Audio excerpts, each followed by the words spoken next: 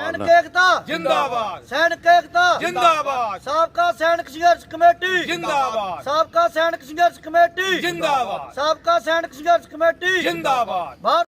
मेरी तरफ से सभी को राम राम, सत श्री अकाल, अस्सलाम वालेकुम। मैं जनक फौजी जंतर मंतर से, और आज हमारे पास जो है सूबेदार सूबे सिंह साहब आए हुए हैं और कापासेड़ा से, और इन्होंने जो है आते रहते हैं, और आज लोहड़ी के लिए भी हमारे लिए वो लेकर के आए हैं।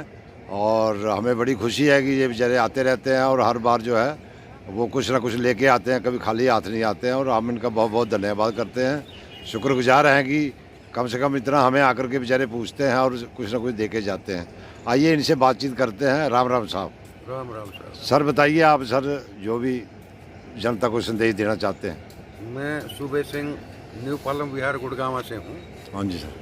और यहाँ जंतर मंतर पे मैं तकरीबन महीने में 2 बार ज़रूर आता हूँ।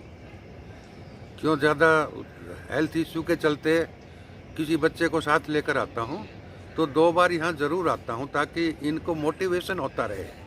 यहाँ ये लोग परमानेंट बैठे रहते हैं, आते हैं जाते हैं, दुनिया को ये भी बोलते हैं।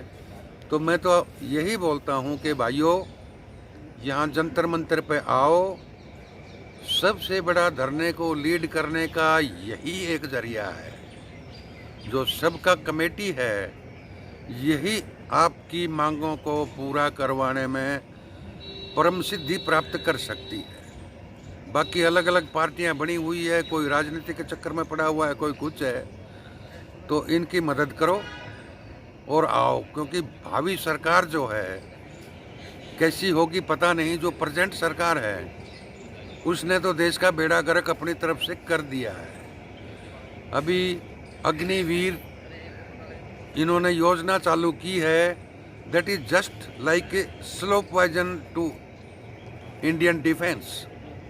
ये धीरे धीरे इंडियन डिफेंस खत्म हो जाएगा और चाइना और पाकिस्तान को छोड़ दो, एक बांग्लादेश की आर्मी का भी मुकाबला करना भारी हो जाएगा। इसलिए आइए, देश की सेवा में रहिए, इनको प्रोत्साहन करिए ताकि आपका डिफेंस ऐसे के ऐसा बना रहे, और भूतपूर्व सैनिकों को भी सभी सुविधाएं उपलब्ध हो जाएं।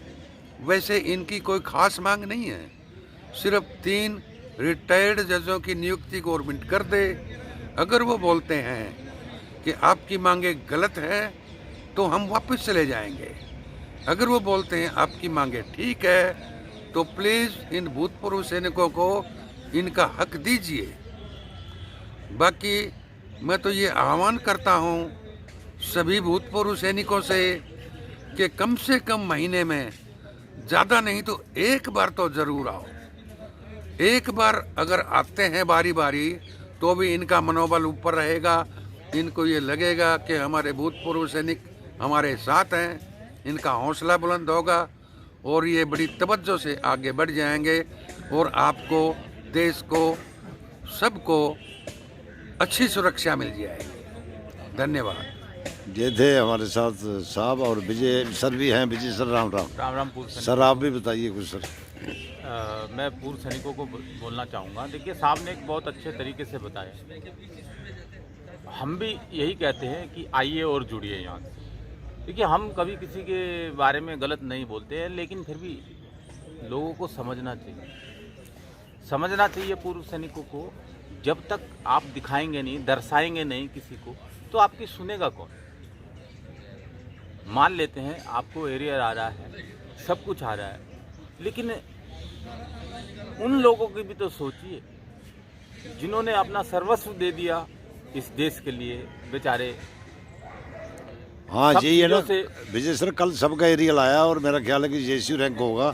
जिन बेचारों का नहीं आया है, हमें बड़ा अच्छा नहीं लग रहा, क्योंकि उनका भी बेचारों का आना चाहिए था, लेकिन हमारी कमियों की वजह से उनका नहीं आया। देखिए, इस देश की जो है सेवा करते हुए कुछ लोग चले गए। पैक करवा लो। कल भी एक बात कर रहे थे हमारे अनिल सर कि सिपाही जो चले जाता है, जो इस दुनिया में नहीं रहा, तो उसकी बेसिक कैसे बढ़ेगी।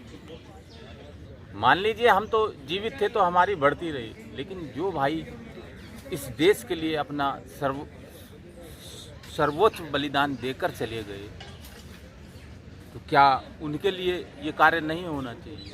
कोई एक ऐसी चीज़ तो होनी चाहिए कि जो उनका परिवार चलता रहे। देखिए, महंगाई के दौर में आप भी जब आते हैं तो पहले क्या निर्णय होता है आपका कि सोचे कि भाई, क्योंकि हम जब आते हैं तो हमारी एज बाकी रह जाती है बहुत, तो हम यही सोचते हैं कि दूसरी नौकरी मिल जाए। तो जब आप सोचिए कि जब आप ये सोचते हैं कि हमको दूसरी नौकरी मिल जाए, तो वो परिवार क्या करेगा जिनके बच्चे छोटे हैं। मान लीजिए कई परिवार तो ऐसे होते हैं कि जिनका एक ही सुपुत्र होता है और वो देश के लिए न्यौछावर हो जाता है। उस परिवार को कौन देखेगा? कहना बहुत आसान है कि सब देख लेंगे, लेकिन करना उतना ही मुश्किल होता है, क्योंकि जब भी कोई समस्या आएगी तो उन बेचारों को पहले झेलनी पड़ेगी, बाकियों को तो बाद में पता लगेगा।